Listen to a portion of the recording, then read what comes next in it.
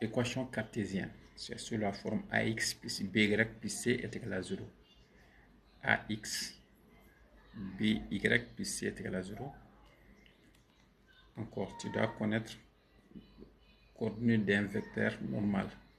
Donc, si tu as une équation cartésienne, si n est le vecteur normal de cette droite, n a pour coordonnées a et b. X de a, ça fait a qui est là. X de n, ça fait a. Et y de n, ça fait b. Son vecteur normal, n est son vecteur normal. Maintenant, si v est son vecteur directeur, soit v a pour coordonnées moins b, cette fois-ci tu changes le signe de b, moins ba, son vecteur directeur. C'est très très important. Connaître les coordonnées d'un vecteur normal et d'un vecteur directeur sur une équation cartésienne. Maintenant, détermination. Première méthode d'abord, de d'autres méthodes, tu peux faire ça avec une autre vidéo. Tu as une équation et deux points A et B, connaissant leurs coordonnées. Tu demandes de chercher l'équation cartésienne de la droite AB. Avec cette méthode, soit M, tu vas dire soit M, qui a pour coordonnée X, Y, qui appartient à cette droite AB. Ça, c'est proposer d'abord la condition, c'est très important. M a pour coordonnée X, Y appartient à la droite AB. Après, puisqu'il s'agit de la droite AB, tu commences par A. Donc, AM, tu calcules d'abord le coordonnée du vecteur AM et coordonnée du vecteur AB. Coordonnée du vecteur AM, x de m moins x de a,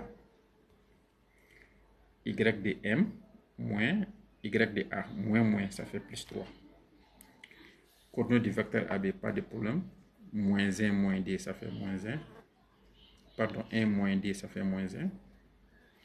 Et 4, moins 3, ça fait 7.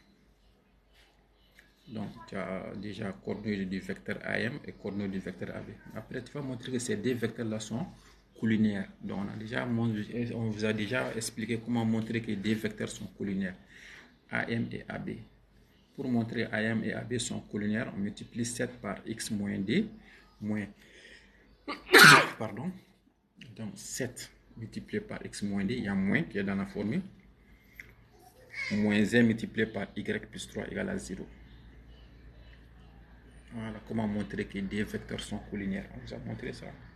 Voilà, après, tu développes. On développe 7 fois x, ça fait 7x. 7 fois d, ça fait 14. Moins fois moins, ça fait plus 1 multiplié plus 1. Plus 1 multiplié par y, ça fait y. Plus 1 multiplié par 3, ça fait 3 égale à 0. Et après, tu ranges 7x plus y moins 11, voilà, moins 14 plus 3, ça fait moins 11. Maintenant, après ça, si tu as des vecteurs sous forme d'équation réduite, comment montrer que pardon, si tu as des droites sous forme d'équation réduite, comment montrer que ces deux droites-là sont parallèles?